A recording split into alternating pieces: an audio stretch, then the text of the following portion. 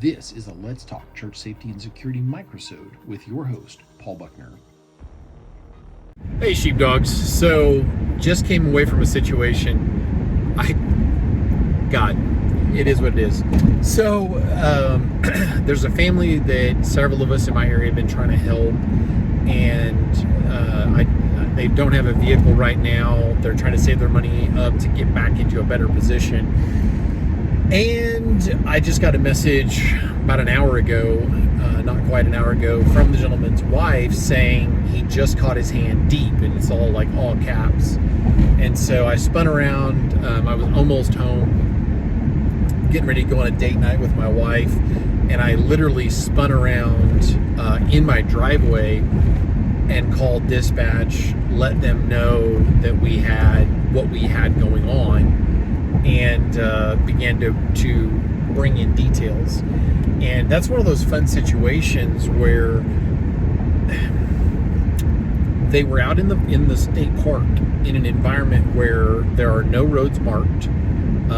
There is a trailhead marker, and I was able to tell them what the trailhead marker is, but it's not clearly marked. So having proper medical, and they had some gauze and some different things with them that they weren't using, and he was holding pressure with a cloth, which is a start. Obviously the gauze would have been better, and it was a deep cut. He was trying to take some kind of a sharp instrument out of a package and sliced his hand as it came out of the package, and I mean sliced it quite nearly to the bone. And so I am relaying information that she's texting me, his age, his height, is he a diabetic, is he on blood thinners, does he have a history of, et cetera, while so I'm on the phone by voice, because I know I have to get there to help navigate them in, because I know where these folks are at this moment, because I know that terrain and I know that territory.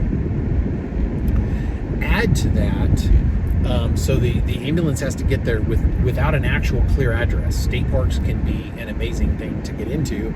The trail gets very narrow. You are not going to get an ambulance all the way back in there. I relay that information. And so they had a trail rescue off-road vehicle in a nearby town. The husband and wife team are believers.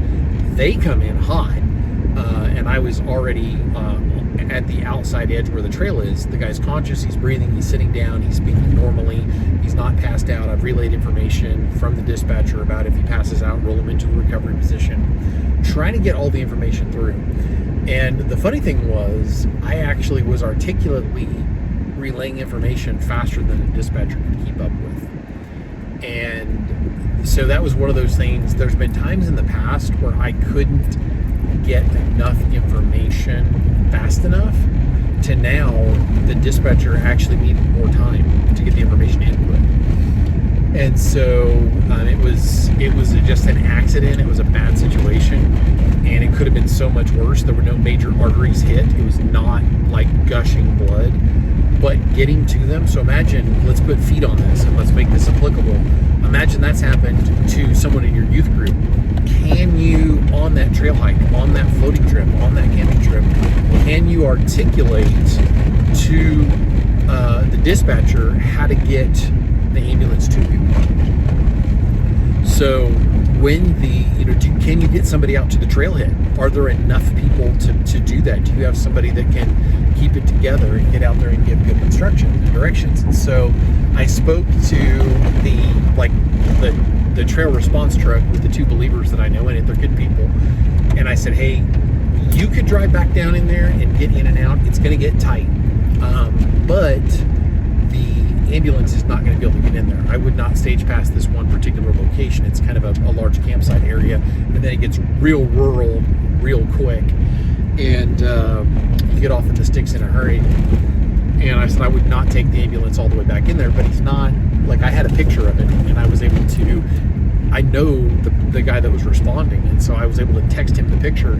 It's deep, but it's not, it needs medical care, it needs stitches, it needs cleaned, but it's not life-threatening at this point. So then the second vehicle responding is another truck, and it's got a lot of gear on it, and it's got a paramedic in it, and he's kind of a supervisor, and they were actually able, based on the picture, based on making eyes-on contact, they were able to determine that yes, this is not life-threatening, you can downgrade the trail marker is not, it is marked, but it's very faded. It's going to be hard to read. So that's a problem. So the trail marker is going to be hard to read. Number two, the location is nondescript and does not have a GPS oriented location. Number three, so bringing that back to putting feet on it, like things that could actually help you to get to somebody or get somebody to you. Do you have somebody that can run up there and get that, flag the ambulance in? And that's what I was able to do. Was I was able to get up there. That's the only really useful thing I did was let them borrow my calm, and I was able to get the ambulance to them. It's not of enough of a concern to actually rush him to the ER. They actually took him to an urgent care, which is awesome. And this couple it's a special occasion for my wife and I tonight. And so the guy's like, hey, I can take him in. I can even bring him back. And I said, man, that'd be a blessing. I would owe you one, because it's a special night for my wife and I. We're going to be headed out, and we're going to be headed the exact opposite direction, about 40 to 45 minutes. And he's like, okay, cool. So they're going to take care of it. And I got to pray with the guy, and I got to pray with his wife independently. And so I know God has his hand on this, but think about, are you carrying a decent amount of medical with you? Because what if it was you and you were by yourself?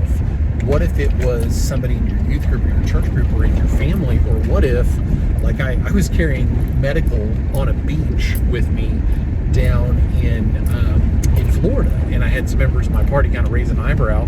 I was doing it discreetly, but they were like, why? We were over a mile from the ranger station, and at that position, over a mile away down the beach, I was encountering broken glass up where the tide had stopped. And that broken glass was right where I picked it up, and I was picking it up along the way. And this guy moments later came jogging by, and I showed him the glass, and he didn't go 25 feet, I think. And he encountered more, and he's like, thank you for that. I'm going to jog over here. Imagine lacerating your foot, barefoot, deep on a beach that you think is just this beautiful sandy beach, and now you got a massive bleed. You're wearing a pair of shorts, and I don't remember if the guy even had a shirt on, maybe, and you got to hold pressure on that and not pass out with a difficult terrain to get vehicles into over a mile from a ranger station, and most of the people there don't have a cell phone. You could die. It's a lot of those things are so simple, they don't seem like they're that dangerous, but when bad things happen, they happen, and they happen in a hurry.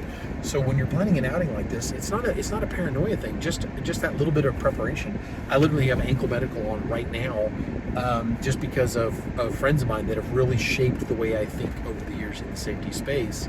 So God is good. He's being transported right now to get his stitches, and we were even joking about it before we left. So just food for thought. God bless. If you enjoyed this microsode, check out the video and audio versions of the Let's Talk Church Safety and Security podcast.